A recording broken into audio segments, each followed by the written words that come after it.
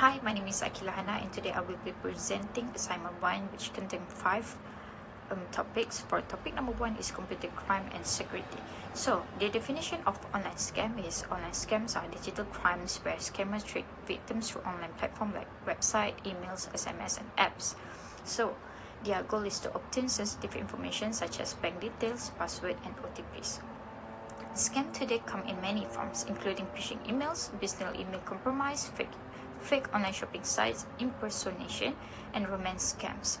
So a major concern is the rise of AI-powered scams. Deepfake voices and videos make impersonation even more convincing. So in Malaysia, online fraud is the most common digital crime with over 47,000 cases recorded in 2025, showing how serious and widespread this issue has become. Next is why online fraud is harmful. So, online fraud is harmful for several reasons. First, it causes major financial losses. In Malaysia alone, nearly RM2 billion was lost in 2025. Second, victims suffer psychologically. They may feel guilty, ashamed, or scared to use online services again. It damages their trust in the digital system. Third, online fraud affects society because people become afraid of using online banking or e-commerce, slowing down digital progress. Scams have also become more advanced due to AI-generated messages and voice mimicking. Finally, authorities face difficulty investigating these cases because of the huge number of reports and sophistication of scammers. And next is steps to prevent online fraud. So there are several steps. First one is to reduce the chances of becoming a scam victim. Individuals should never share OTPs, password, or personal information through phone or chat. Always verify links and message before clicking anything. Use strong password, two-factor authentication, and updated devices help protect your accounts. Organizations also play a role by training employees to identify phishing attempts and ensuring systems follow strong security standards. In general, being cautious and verifying every transaction or message can greatly reduce scam risk. And lastly, for topic 1 is authorities to contact if you are a victim. If someone becomes a victim of online fraud, quick reporting is critical. The first step is to file a report with the PDRM Commercial Crime Investigation Department, which handles scam investigation. Victims should also contact Cybersecurity Malaysia through Cyber 999 to report malicious website or phishing attacks. Bank must be notified immediately to freeze or trace funds. For scam calls or SMS, MCMC is the authority to report to. If the issue involves banking disputes, Bank Negara Malaysia may assist. So reporting early increases the chances of recovering funds. And now we move on to topic number 2 is intellectual property. So how to register IP for AI software? So when developing AI software, it's important to protect your work under intellectual property rights.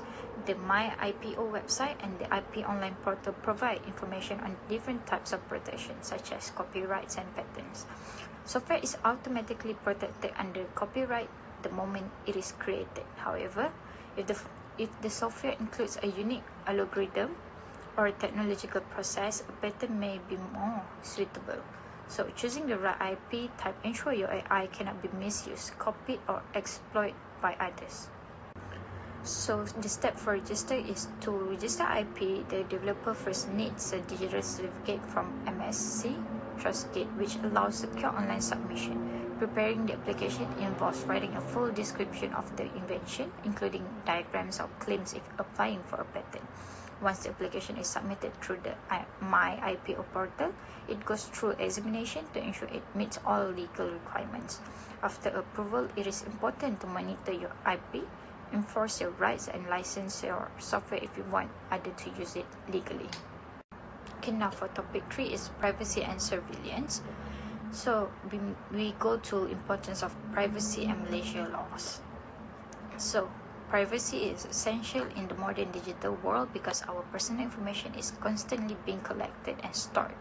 Protecting privacy ensures that the data like our location, health record, or financial details are not misused or for discrimination, manipulation, or identity theft.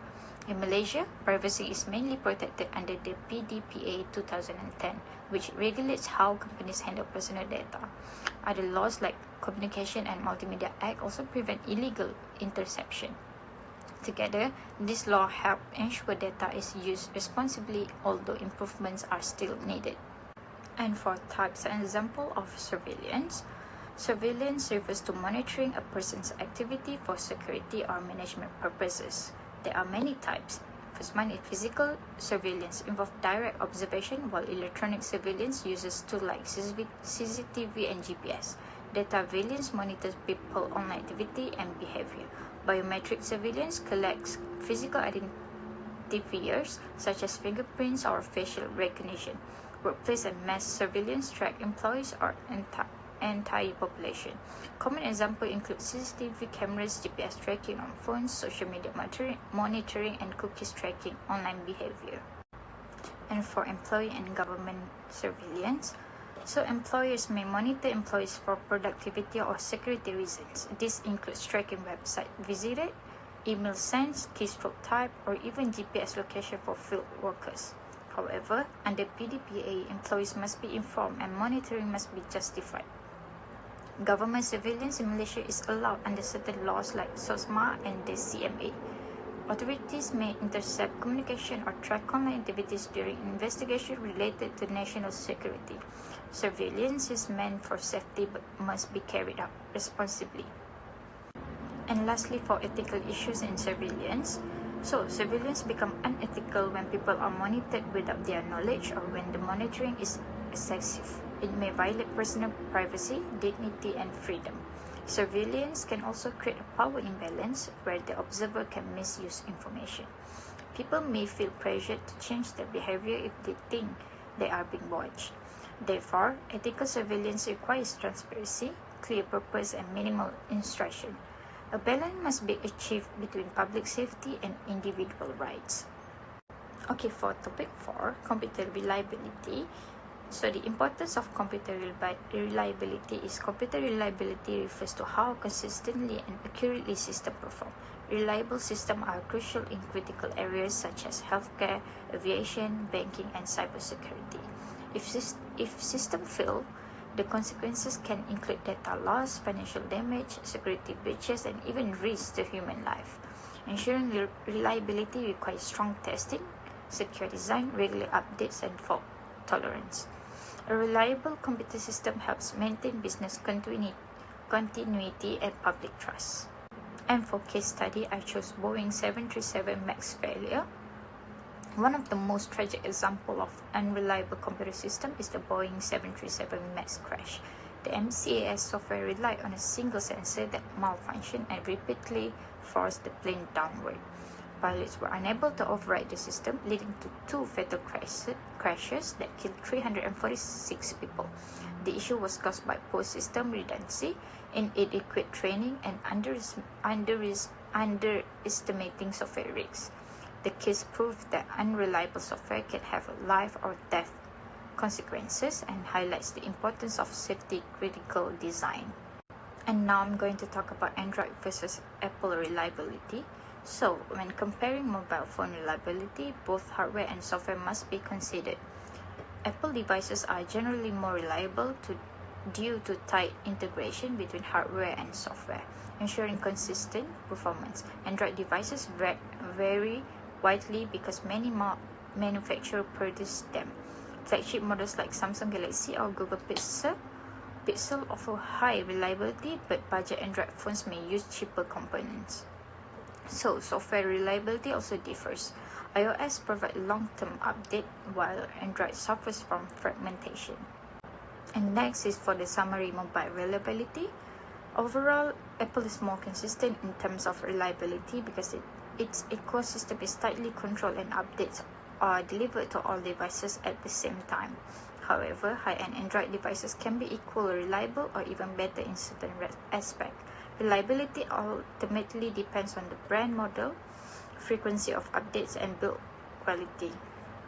Consumers should consider these factors when choosing a device. And lastly, for topic 5 is professional ethics. So, MySejahtera development. MySejahtera handles extremely sensitive information such as health status, vaccination history, and location data. Because millions depend on the app, software engineers must be highly responsible and ethical. They must ensure strong security, protect privacy, and maintain data accuracy. Any mistake could lead to data breaches, misinformation, or loss of public trust. Thus, engineering MySejahtera is just not a technical task, it carries national level ethical responsibility.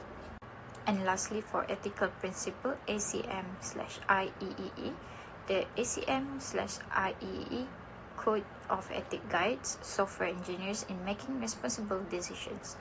The public principle reminds the engineer to prioritize safety, avoid harm, and be transparent about the data used. The client and employer principle requires protecting confidential information and complying with law like PDPA. The product principle focuses on creating high quality, secure, reliable, and accessible software. Finally, the judgment principle requires engineers to rely on expertise, remain honest, and report any risk or limitation.